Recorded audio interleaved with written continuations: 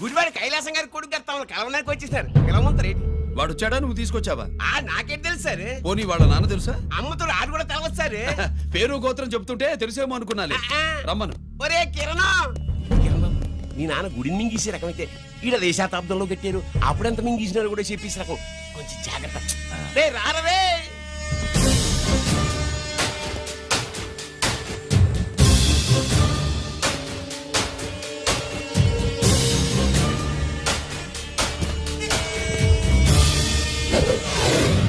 ఏమిటిది? దీన్ని suit case అంటారు.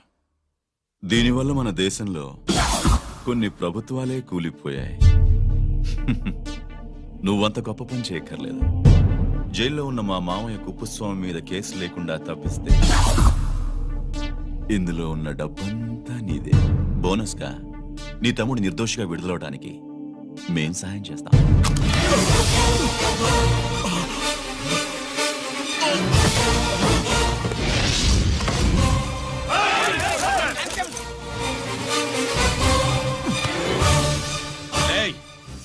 దీన్ని పిస్టల్ అంటారు. దీనివల్ల కొన్ని దేశాల్లో విప్లవాలే వచ్చాయి. దీనికి సంఘ వ్యతిరేక శక్తుల్ని కాల్చి చంపిన చరిత్ర ఉంది. నీలాంటి వాళ్ళని ఎన్కౌంటర్ చేసిన బ్యాక్గ్రౌండ్ ఉంది. మీ తమ్ముడి జీవితం మా చేతుల్లో ఉందని తెలిసి కూడా ఎదురొస్తున్నావా? నీ జీవితమే నీ చేతుల్లో లేదు. నా తమ్ముడి జీవితం గురించి నీకెందుకురా వర్రీ? నోకరాజు సరే, సూట్ కేసు లోపల పెట్టి మాత్రా. ఎత్తి వీడి నెత్తిన పెట్టు.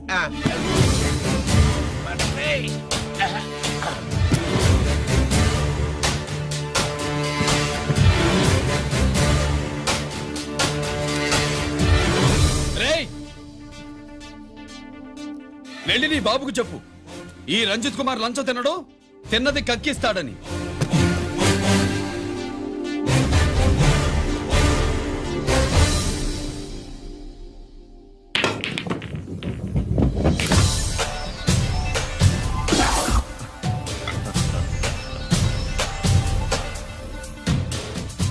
రూల్స్ పాటించే పోలీస్ ఆఫీసర్వి, రూల్ తప్పి ఆట ఆపావేంటి? నీకు ఆడడం తెలుసు, నాకు ఆడుకోవడం కూడా తెలుసని నీకు చెప్పడానికి. బాల్ ని పాకెట్లో వేసే క్యూ నీ చేతిలో ఉంది. లాకప్ లో తోసిన వాళ్ళని ఎర్రగొట్టే లాఠీ స్టిక్ మా చేతుల్లో ఉంటుంది. సూట్ కేస్ తిప్పి పంపించావు కదా, నిజాయితీ పరుడి ఫేస్ ఇలా ఉంటుందని చూపించడానికి వచ్చావా? అవినీతి పరుడి ఫేస్ ఎలా ఉంటుందో చూసి వేటు తప్పదని హెచ్చరించడానికి వచ్చా. ఏంట్రా మేం చేసిన అవినీతి? టెండర్లు పాడి నాసిరకం ప్రాజెక్టులు కట్టి జనం డబ్బు వృధా చేస్తున్నావా? హాస్పిటల్ కి కల్తీ మందులు అమ్మి సొమ్ము చేసుకుంటున్నావా? ఆయుధాలే కదా అమ్ముకుంటున్నావు. దీనివల్ల ప్రజలకేంటి నష్టం? ఆ నష్టం కళ్లకు కనిపించదు. తుపాకీ తీవ్రవాది చేతిలో ఉంటే అధికారులు భయపడుతున్నారు. మంత్రులు, రాజకీయ నాయకులు ప్రాణాలు గుప్పెట్లో పెట్టుకుని పాలన సాగిస్తున్నారు. తీవ్రవాదికి భారతదేశంలో కొన్ని రాష్ట్రాలే భయపడితే ఉగ్రవాదికి అమెరికా, బ్రిటన్ లాంటి అగ్రదేశాలే వణికిపోతున్నాయి. దేవుడిచ్చిన తెలివితేటల్ని ఇలా ఆయుధాలమ్మి కోట్లు గడిస్తున్నారు. నీలాంటి వాళ్ళ ఆట కట్టించడానికే దేవుడు నాలాంటి ఆఫీసర్లను పుట్టిస్తాడు. నీలాంటి ఆఫీసర్లని చెస్ బోర్డ్ లో పావుల్ని కదిపినట్టు కదిపి మా ఇష్టం వచ్చిన తోటికి ట్రాన్స్ఫర్ చేయించే కెపాసిటీ ఉన్న పార్లమెంటేరియన్ ని నేను. ఆల్రెడీ మీ తమ్ముణ్ణి బోనెక్కించా. మాట వినకపోతే ఏం చేస్తావు? ఏం చేస్తావు? నీ ఇంటి పేరు గుడివాడ, నీ ఊరు గుడివాడ. చెప్పరా, గుడివాడకి ఏ పక్క నీ అడ్డ? హనుమాన్ జంక్షన్ వైపా, పామర వైపా? ఈ సైడ్ అయితే ఆంజనేయ స్వామికి బలిస్తా, ఆ సైడ్ అయితే ఉయ్యూరు షుగర్ ఫ్యాక్టరీలో క్రష్ చేస్తా. Count your number of days.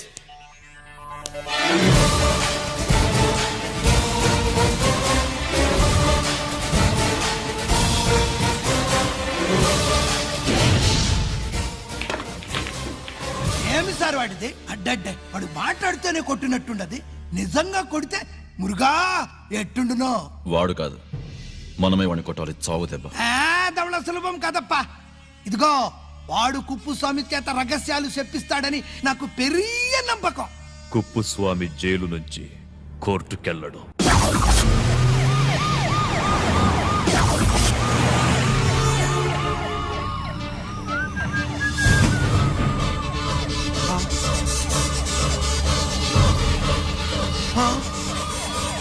Bomb Babu, bomb Babu, bomb.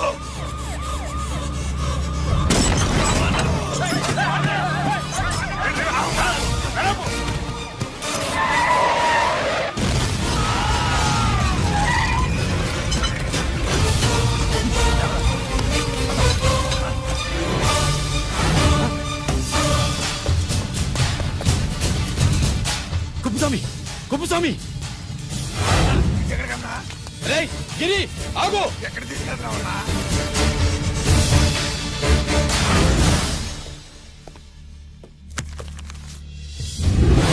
ఇదేంటయ్యా ఇతను ఇంకా ఉద్యోగంలోనే ఉన్నాడా? పీకేయమని చెప్పాగా. చెప్ప పెట్టకుండా తీసేయడానికి ఇది పొలిటికల్ పోస్ట్ కాదు, పోలీస్ డిపార్ట్మెంట్ ఉద్యోగం. మరి కుప్పుస్వామిని నీ కళ్ళ ముందే పేల్చేస్తున్నప్పుడు ఏమైందంట మీ పోలీస్ డిపార్ట్మెంట్? ముఖ్యమంత్రి దగ్గర నుంచి మంత్రుల దాకా అందరూ బుల్లెట్ ప్రూఫ్ జాకెట్లు ఎందుకు వేసుకుంటున్నారు తమరు ఎక్స్ప్లెయిన్ చేస్తే మీ ప్రశ్నకి నేను మా డిపార్ట్మెంట్ తరఫున సమాధానం చెప్తాను సార్. ఏంటయ్యా రెచ్చిపోయి మాటకు మాట మాట్లాడుతున్నావు? కుప్పుస్వామితో పాటు నీ తమ్ముడు కూడా అదే వ్యాన్ లో ఉన్నాడు కదా, వాడు ఎందుకు పేలిపోలేదు? ఎలా తప్పించుకున్నాడు? ఇంతకీ మీ బాధ కుప్పుస్వామి పోయినందుక మా తమ్ముడు తప్పించుకున్నందుక? నువ్వు నీ తమ్ముడిని తప్పించినందుకు. మంత్రి గారు, నోటికి ఏది వస్తే అది మాట్లాడడం మీ రాజకీయ నాయకులు చేసే పని, మా పోలీసుల పని కాదు. మా తమ్ముడితో పాటు కోటిగాడు కూడా తప్పించుకున్నాడు. వాళ్ళిద్దరు పారిపోయారు. ఎవరైనా తప్పించారో 24 గంటల్లో డిఐజీ గారి టేబుల్ మీద పెడతాను. అదేంటయ్యా అంత రెక్లెస్ గా మాట్లాడేళ్తాడేంటి? చేతులు తడుపుకునే ఆఫీసర్లైతే మీలాంటి వాళ్ళని చూసి నీళ్లు నవ్వులుతారు. గుండెలు మండే ఇలాంటి వాళ్ళు నిప్పులు కక్కి వెళతారు. సాయంత్రం లోపతను మీ వాళ్ళను పట్టుకోకుండా చూసుకోండి.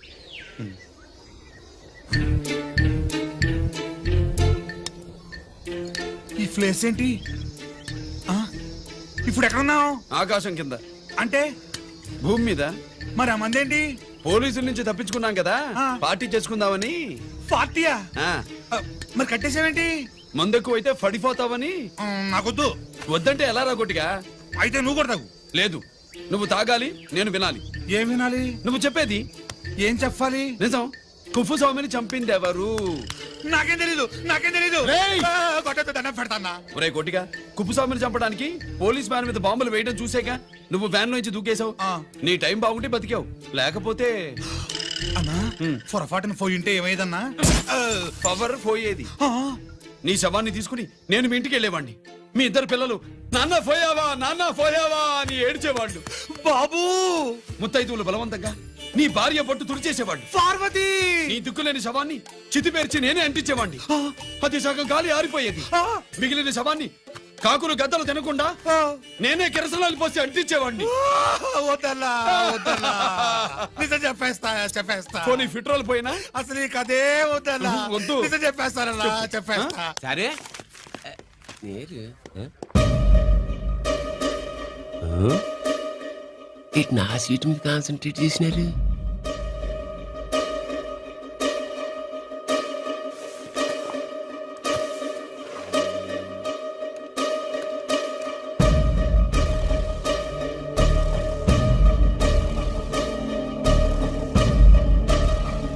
జీకే గారు, శ్రీ నోకరాజ్ ఇన్ఫర్మేషన్ నోట్ చేసుకోండి.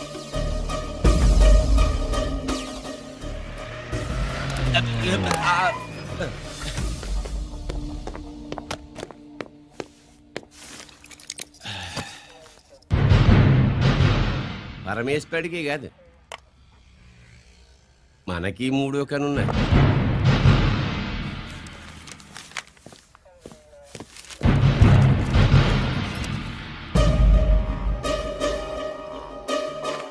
హలో నాన్న బాసు, సీన్ ఒకరికి మాట్లాడుతున్నాడు.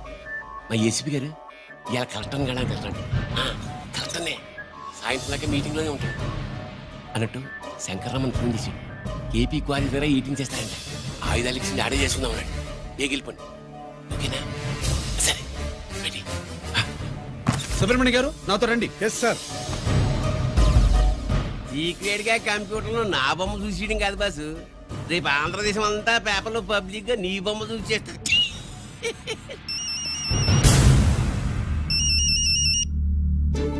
అన్నా నేను కోటిగాడిని. అది తెలుసులేరా, ఎక్కడున్నావు? పారిపోయి ఫారెస్ట్ లో దాక్కున్నా. వచ్చేయమంటావా? వద్దు, నువ్వు అక్కడే ఉన్నావు. రంజిత్ని చంపడానికి ప్లాన్ వేస్తున్నారు. ఆడు పోయాకరా, పోయాకంటే చచ్చిపోయాక. రంజిత్ ని లేపేస్తున్నారా? ఇప్పుడు ఇప్పుడే ఎక్కడా? ఏపీ క్వారీస్ దగ్గర.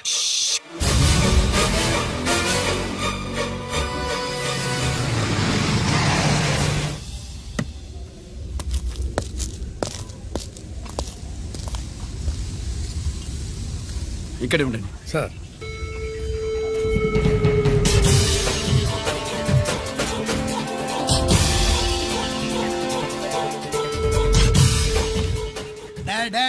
శీఘ్రం చేయండి రా, శీఘ్రం చేయండి. హలో కిరణ్ బాబు చెప్పు నొకరాజు. వారిస్ కాడే ఉన్నారా? మా ఏసీపీ ఎక్కడికి వస్తున్నాడు? ఏమిరా చూస్తారు, తొందరగా చెయ్యండి.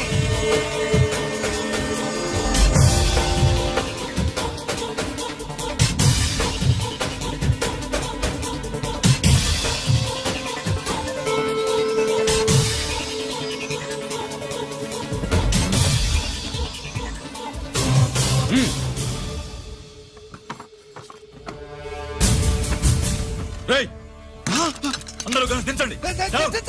అంత గంట కింద పడవేయండి. మూవ్.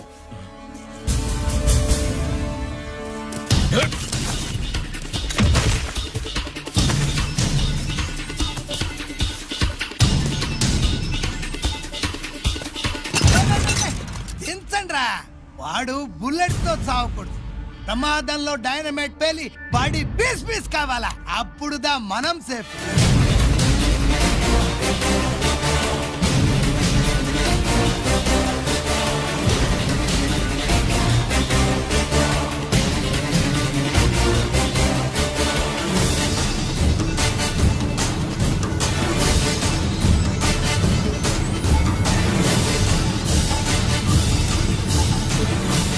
రేయ్ స్టాప్ దే, ఆగు. నేను 3 కౌంట్ చేసేలోగా లొంగిపోవాలి, లేకపోతే ఎన్కౌంటర్ అకౌంట్ లోకి ఎక్కిపోతాం.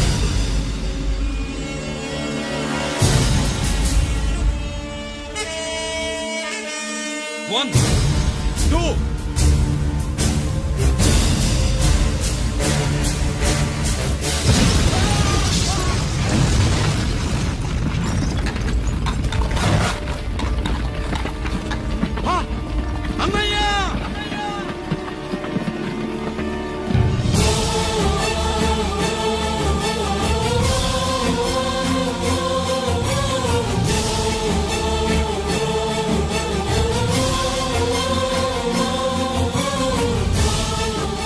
శ్యామల, త్వరగా బ్రేక్ తీసుకురా, తొందరగా.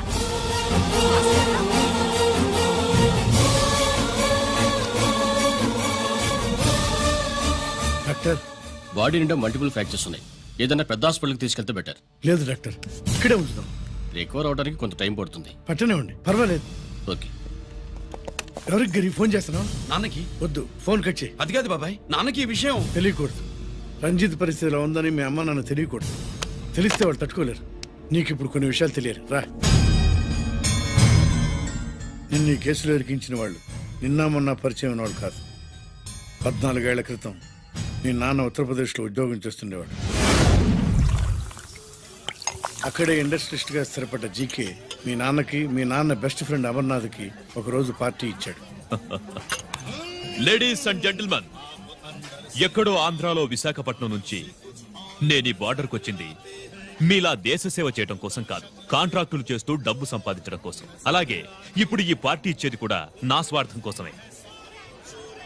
అవును, ఆ స్వార్థం ఏంటంటే మీ అందరి మధ్య నా ఏకైక కూతురు పుట్టినరోజు జరుపుకోవటం.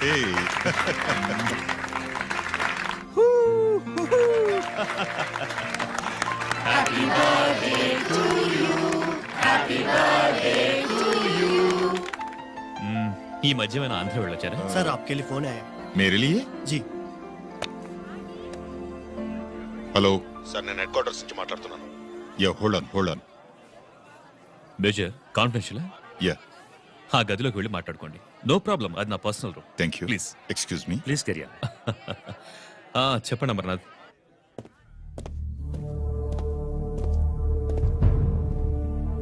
హలో సార్, ఆయుధాలు బార్డర్ చెక్ పోస్ట్ కు తీసుకురమని మెసేజ్ వచ్చింది. ఎప్పటిలాగా ఏర్పాట్లు చేయమంటారా? నో, మిలిటరీ ట్రక్కుల్లో తీసుకెళ్లిన 3 సార్లు టెర్రరిస్టులు అటాక్ చేశారు. అప్పుడు ఆయుధాలే కాకుండా మన సోల్జర్స్ ను కూడా పోగొట్టుకున్నాం. ఈసారి వెపన్స్ తీసుకురావడానికి ప్రైవేట్ లారీలు వాడదాం. ఎవరికి అనుమానం రాదు. ఓకే? లెఫ్టినెంట్ కల్నల్ అమర్నాథ్ ఈ ఆపరేషన్ చూసుకుంటారు. Okay sir.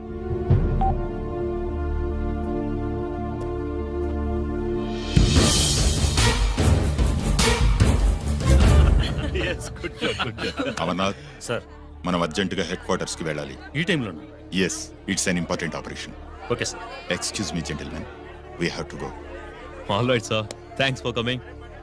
Thanks for coming. Thank you sir. నమస్తే. నమస్తే స్వాతి. ఏంటి మమ్మీ? రామ్మా వెళ్దాం. Bye uncle. Bye sweet heart.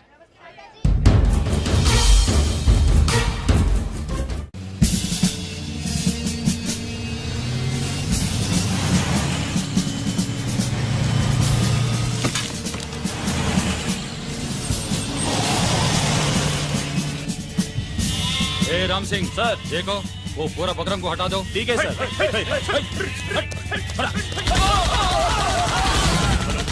Hello sir ఇక్కడ అటాక్ జరిగింది.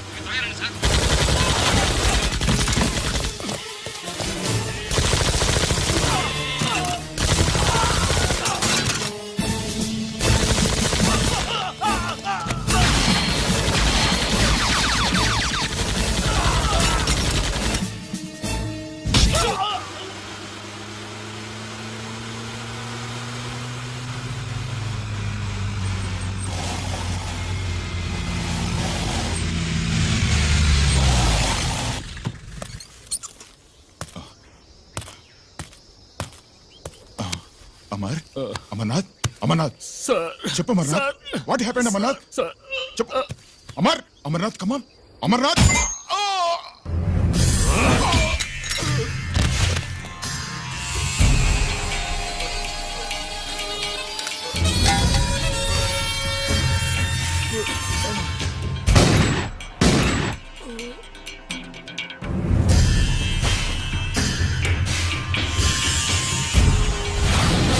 నిజానికి జరిగింది ఇది. కానీ ఆ రోజు మిలిటరీ కోర్టులో అంతా తారుమారు చేశారు. అసలు ఆయుధాలని ప్రైవేట్ లారీలు ఎందుకు తీసుకెళ్లారు? మిలిటరీ లారీల్లో తీసుకెళ్తే గతంలో లాగే టెర్రరిస్టులు తెలుసుకుని దాడి చేస్తారని. ఇప్పుడు తెలుసుకోలేదా? దాడి చేయలేదా? స్నేహితుడైతే చెప్పిన మాట వింటాడని, చేసిన పాపంలో పాలు పంచుకుంటాడని ఈ ఆపరేషన్కి మీరు అమర్నాథ్ను తీసుకువెళ్లారు. తీరా అక్కడికి వెళ్లేసరికి అమర్నాథ్ ఎదురు తిరగడంతో టెర్రరిస్టులతో చేతులు కలిపి మీరే అతన్ని నిర్దాక్షిణ్యంగా కాల్చంపారు. సాక్ష్యాధారాలను పరిశీలించిన మీదట మేజర్ జనరల్ చక్రవర్తిని నేరస్తుడిగా నమ్ముతూ 14 సంవత్సరాలు కఠిన కారాగార శిక్ష విధిస్తున్నారు. Mister Chakravarthy, surrender all your medals including the president's guarantee award.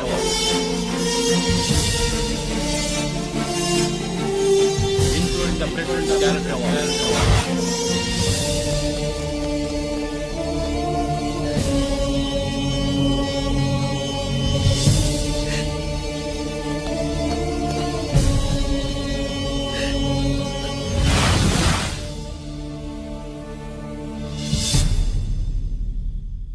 మీ నాన్న ఈ కథ నీకు చెప్పలేదు, మీ అన్నయ్యకి చెప్పాడు, తనని నిర్దోషిగా నిరూపించమని. కానీ దేవుడు ఇప్పుడు అవకాశం నీకు ఇచ్చాడు. మీ నాన్నలాగే నిన్ను ఇరికించాడు. వాళ్ళకి బుద్ధి చెప్పడానికి నువ్వు మీ అన్నయ్య యూనిఫారం వేసుకోవాలి. ఈ రోజు నుంచి నీ పేరు గిరి కాదు, ఏసీపీ రంజిత్ కుమార్.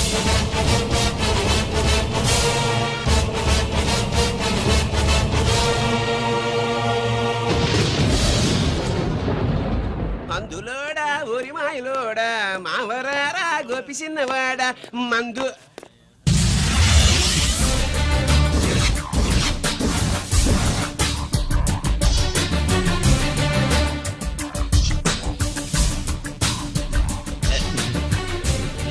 నమస్తే సార్.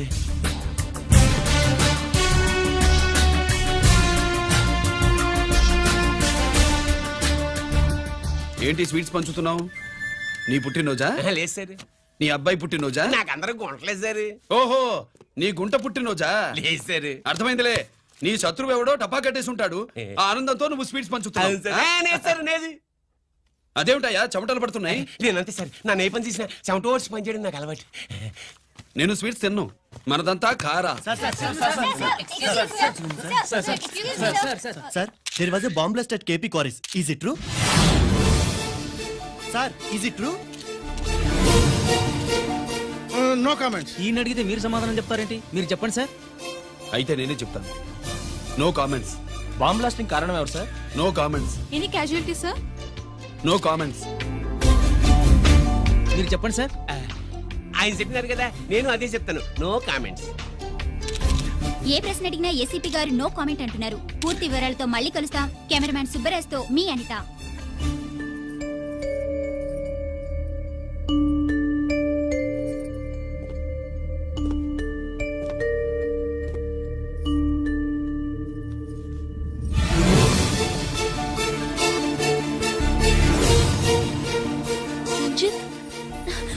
వెంకీ పెద్ద బావా నువ్వు ఒక్కడివే వచ్చావేంటి గిరెక్కడా నో కామెంట్స్. గిరిని కోర్టుకు తీసుకెళ్తుండగా ఎటాక్ జరిగిందని అక్కడెవరో చనిపోగా గిరి పారిపోయాడని న్యూస్ లో విన్నాం. నిజమేనేంట్రా? No comments. అదేంట్రా? No comments.